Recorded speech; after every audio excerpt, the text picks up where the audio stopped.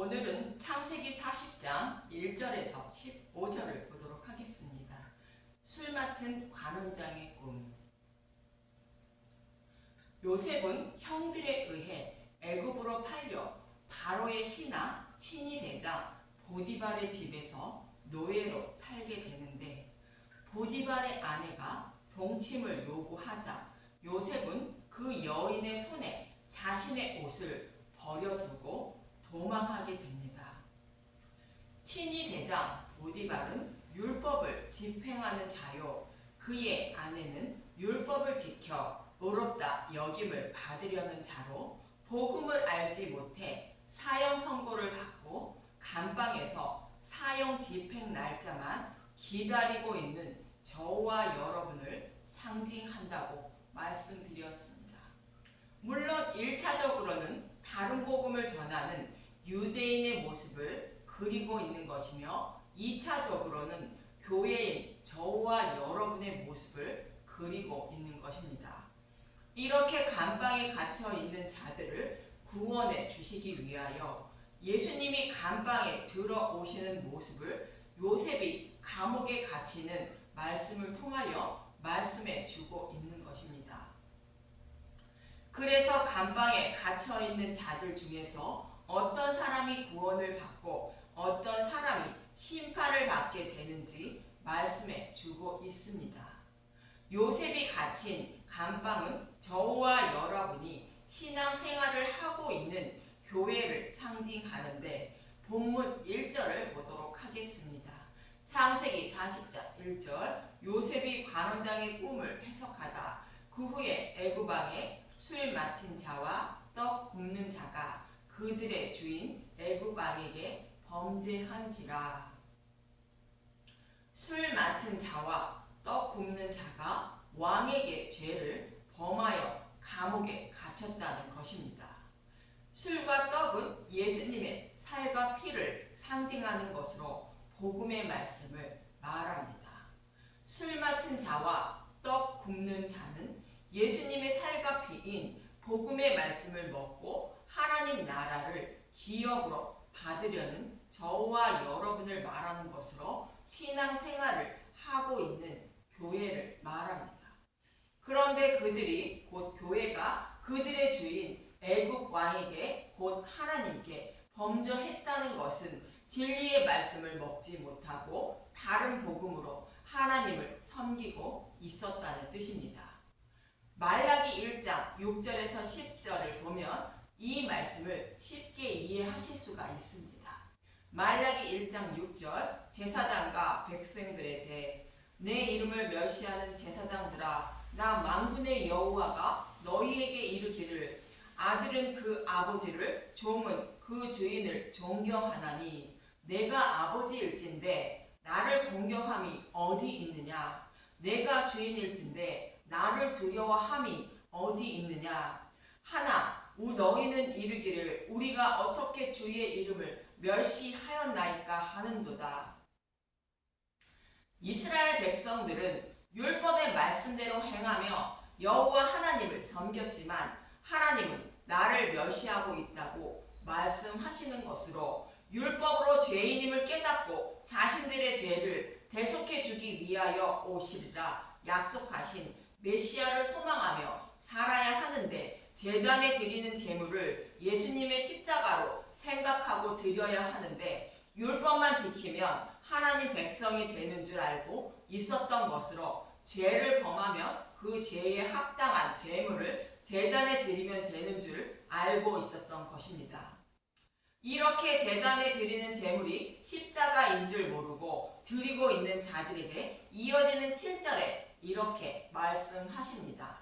말라기 1장 7절. 너희가 더러운 떡을 나의 제단에 드리고도 말하기를, 우리가 어떻게 주를 더럽게 하였나이까 하는도다. 이는 너희가 여호와의 식탁은 경멸히 여길 것이라 말하기 때문이라. 이스라엘 백성들은 율법에 따라 드리고 있으므로 우리가 어떻게 주를 더럽게 했냐고 말하고 있고, 여호와 하나님은 율법에 의해 제물을 드리되 그 제물이 장차 오실 메시아가 자신의 죄를 십자가에 못하고 드리는 제물이므로 더러운 떡이라 말씀하고 있는 것입니다. 왜 더러운 떡이라 말하는지 레위기 2장 11절에서 13절만 보도록 하겠습니다. 레위기 2장 11절 너희가 여호와께 드리는 모든 소제물에는 누룩을 넣지 말지니 너희가 누룩이나 꿀을 여호와께 화제로 드려 사르지 못할지니라. 누룩이나 꿀은 약속하신 메시아인 예수님의 십자가 복음 외에 다른 것을 첨가하여 전하는 것을 말합니다. 레위기 2장 12절 처음 익은 것으로는 그것을 여호와께 드릴지나 향기로운 냄새를 위하여는 제단에 올리지 말지며. 킹 제임스 성경이 이 말씀을 잘 번역하고 있는데 12절을 킹 제임스 성경으로 다시 한번 보도록 하겠습니다. 레위기 2장 12절 첫 열매들의 현물은 너희가 주께 드릴 것이나 향기로운 냄새를 내기 위해 그것들을 제단에서 불사르지 말지니라. 참고로 12절에 그것들은 11절에 말하고 있는 누룩과 꿀을 말하고 있습니다. 우리가 가지고 있는 성경은 이해하기가 좀 어렵게 번역되어 있습니다. 첫 열매의 헌물은 첫 열매 대신 예수님을 말하는 것으로 예수님의 죽으심과 부활인 복음을 말하는데 복음의 말씀으로만 하나님을 섬겨야 한다는 것입니다.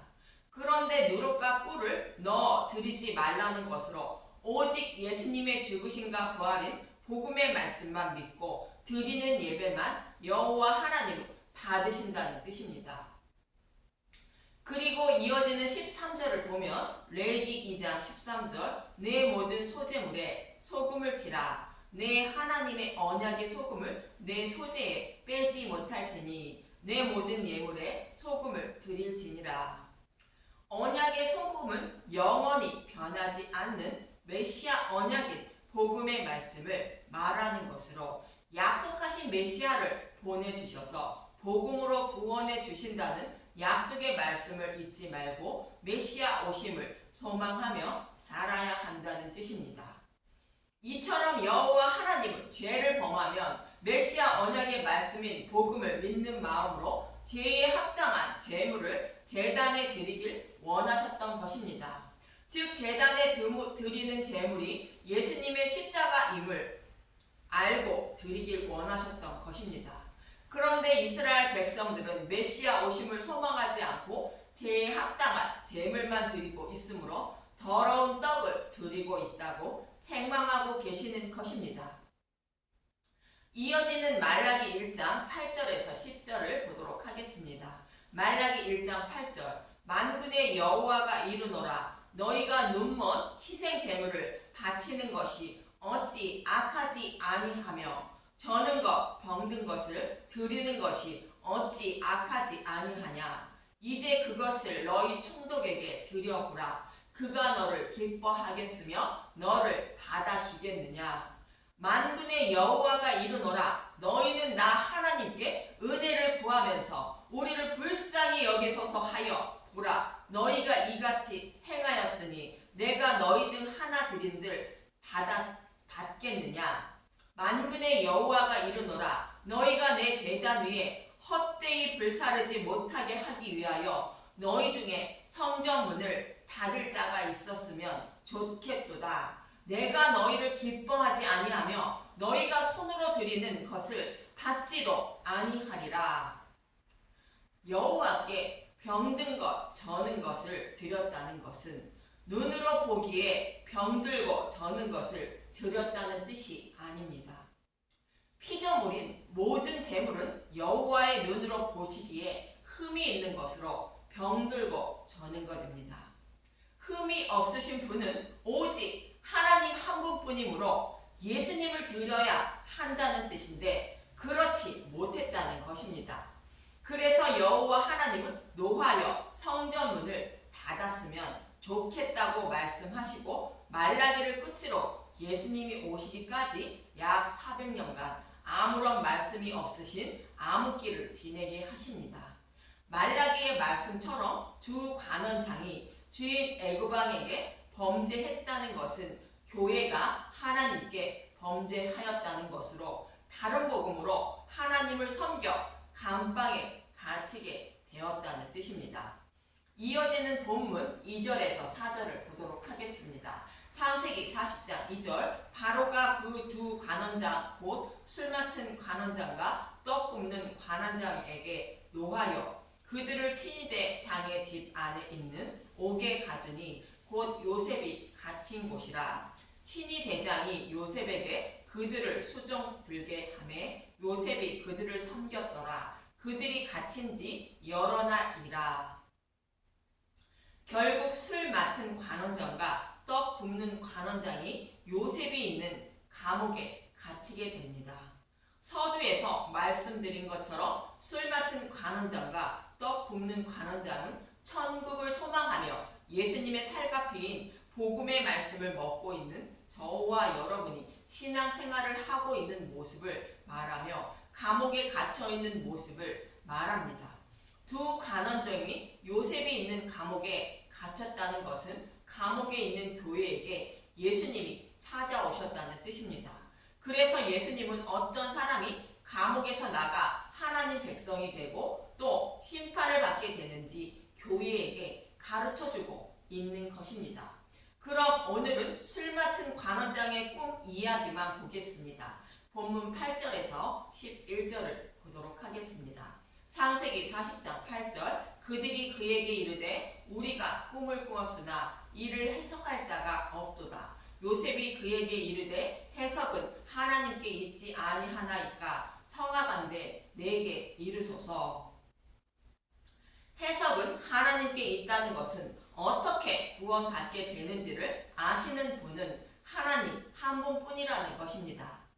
창세기 40장 9절 술 맡은 관원장이 그의 꿈을 요셉에게 말하여 이르되 내가 꿈에 보니 내 앞에 포도나무가 있는데 그 나무에 세 가지가 있고 싹이 나서 꽃이 피고 포도송이가 익었고 내 손에 바로의 잔이 있기로 내가 포도즙을 따서 그 즙을 바로의 잔에 짜서 그 잔을 바로의 손에 들여놓으라.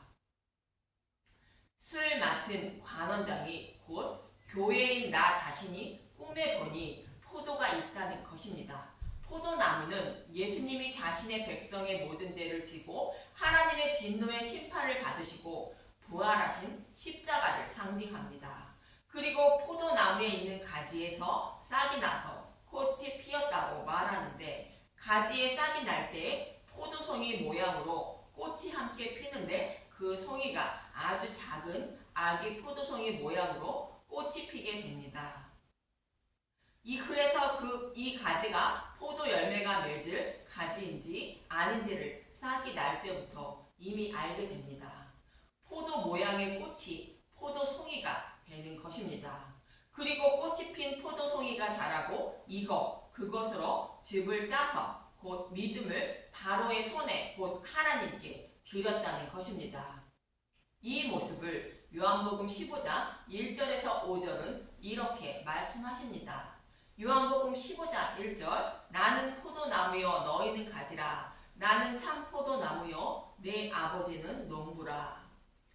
나는 참 포도나무라는 것은 십자가에서 진노의 심판을 받아 죽으시고 부활하신 예수님의 십자가를 말하고 내 아버지는 농부라는 것은 잃어버린 양을 찾기 위하여 쉬지 않고 일하시는 하나님이라는 뜻으로 자기 아들을 십자가에 내어주신 복음으로 구원하고 계시는 하나님이라는 뜻입니다.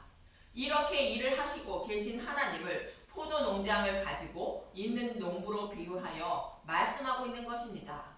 요한복음 15장 2절 물은 내게 붙어 있어 열매를 맺지 아니하는 가지는 아버지께서 그것을 제거해 버리시고 무릇 열매를 맺는 가지는 더 열매를 맺게 하려 하여 그것을 깨끗하게 하시느니라. 포도나무에 붙어있는 가지라는 것은 복음으로 구원받기 위하여 예수님을 섬기고 있는 교회를 말합니다. 그리고 좀 전에 말씀드린 것처럼 가지에서 싹이 날 때부터 아주 작은 아기 포도 모양의 꽃이 핀다고 말씀드렸는데 싹이 날 때부터 이 가지가 포도가 열릴 가지인지 아닌지를 알기 때문에 포도 열매가 맺을 가지가 아닌 것은 하나님이 곧 농부가 제하여 버린다고 말씀하시는 것입니다. 이 모습을 사도 바울은 이렇게 말합니다. 로마서 11장 7절 또한 가지 얼마가 꺾이었는데 돌 감람나무인 내가 그들 중에 접붙임이 되어 참 감람나무 뿌리에 진액을 함께 받은 자가 되었은즉 그 가지들을 향하여 자랑하지 말라. 자랑할지라도 내가 뿌리를 보존하는 것이 아니요 뿌리가 너를 보존하는 것이니라. 이스라엘 백성들이 우상을 섬겨 하나님을 시기나게 함으로 이방인을 먼저 구원하여 이스라엘 백성을 시기나게 하신다는 말씀에 이어서 하시는 말씀으로 농부이신 하나님이 참 감람나무에 붙어있는 가지인 이스라엘 백성을 꺾었다는 것이며 그 가지를 대신하여 이방인을 상징하는 돌 감람나무를 참 감람나무에 접붙였다는 것입니다. 그러면서 자랑하지 말라는 것으로 뿌리가 너를 보존한다고 말합니다. 이 말씀은 참 감람나무에 있는 가지가 열매를 맺지 못할 것을 의미하시고 하나님은 그 가지를 꺾어 버렸다는 것이며 그들을 대신하여 돌 감람나무의 가지를 꺾어 참 감람나무에 덧붙여 열매를 맺게 했다는 뜻입니다. 유대인보다 이방인을 먼저 구원하신다는 뜻인데 구원은 하나님의 주권이라는 것입니다. 그러면서 이어지는 23절은 이렇게 말씀하십니다. 로마서 11장 23절 그들도 믿지 아니하는데 머무르지 아니하면 접붙임을 받으리니 이는 그들을 접붙이실 능력이 하나님께 있음이라. 그들은 이스라엘 백성을 말하는데 이스라엘 백성이 회개하고 돌아오면 그들도 참 감람나무에 접붙임을 받는다는 것입니다. 그러면서 접붙임을 받는 것은 하나님께 있다는 것으로 구원은 하나님의 주권임을 말합니다. 그래서 포도나무에 싹이 나고 꽃이 피었다는 것은 창세전에 택하신 하나님 백성을 말하며 그 사람이 복음을 깨달아 믿게 하여 믿음의 열매를 맺어 구원받게 된다는 뜻입니다. 그래서 이어지는 요한복음 15장 3절을 보면 너희는 내가 일러준 말로 이미 깨끗하여졌으니 하나님은 택하신 제자들을 믿음의 열매를 맺게 하여 구원하시려고 깨끗하게 하셨다는 것으로 복음의 말씀을 믿을 수 있도록 하셨다는 뜻입니다. 그래서 복음의 말씀 안에 거하라고 이어지는 4절에서 5절은 말씀하십니다. 요한복음 15장 4절 내 안에 거하라 나도 너희 안에 거하리라. 가지가 포도나무에 붙어있지 아니하면 스스로 열매를 맺을 수 없음같이 너희도 내 안에 있지 아니하면 그러하리라. 나는 포도나무여 너희는 가지라. 그가 내 안에 내가 그 안에 거하면 사람이 열매를 많이 맺나니 나를 떠나서는 너희가 아무것도 할 수 없음이라. 하나님의 진노의 심판을 받아 십자가에서 죽으시고 부활하신 복음을 듣고 있으므로 하나님이 믿음에 이르게 하신다는 것이며 그 외에 어떤 다른 방법으로는 믿음의 열매를 맺어 구원받을 수 없다는 뜻입니다. 그리고 내 안에 거하라고 말씀하고 있는 것입니다. 예수님 안에 거하라는 것은 성경의 말씀을 십자가로 풀어주는 복음의 말씀만 가만히 듣고 있어야 내 안에 계신 성령님이 깨달아 믿게 하여 믿음의 열매를 맺을 수 있다고 말씀하고 있는 것입니다. 마치 마리아와 마르다의 이야기에서 마리아는 복음을 전하는 예수님의 발치에 앉아 말씀만 가만히 듣고 있었으며 그로 인하여 믿음에 이르게 되어 향유를 주께 붓고 예수님이 교회의 왕임을 입으로 시인하는 자가 된 것입니다. 이러한 마리아의 모습이 포도나무에 가만히 붙어있는 열매 맺는 가지의 모습인 것입니다. 이렇게 포도나무에 가지로 가만히 붙어 있어야 믿음의 열매를 맺어 구원받는다는 뜻으로 술 맡은 관원장의 꿈을 통하여 말씀하고 있는 것입니다. 그리고 술 맡은 관원장이 포도즙을 바로에게 드렸다는 것은 믿음의 열매를 맺은 것을 여호와께 드렸다는 의미입니다. 그래서 결국 술 맡은 관원장은 곧 교회는 믿음의 열매를 맺는 자가 되어 감옥에서 풀려나게 되는 것입니다. 이처럼 술 맡은 관원장이 감옥에서 풀려나는 것은 감옥에 있는 신앙생활을 하고 있는 저와 여러분이 어떻게 해야 믿음의 용사가 되어 구원을 받게 되는지를 모형과 그림자로 말씀해 주고 있는 것으로 십자가 복음의 말씀을 가만히 듣고 있어야 농부이신 하나님이 곧 성령님이 믿음의 열매를 맺게 하여 구원해 주신다는 것이며 믿음은 하나님의 선물이라고 사도 바울은 말하고 있는 것입니다. 저와 여러분도 술 맡은 관원장의 꿈처럼 포도나무에 가만히 붙어 있어 믿음의 열매를 맺는 분들이 되어 그 집을 짜서 여호와께 드려 생명이 얻는 분들이 되시길 간절히 소망하며 기도합니다. 감사합니다.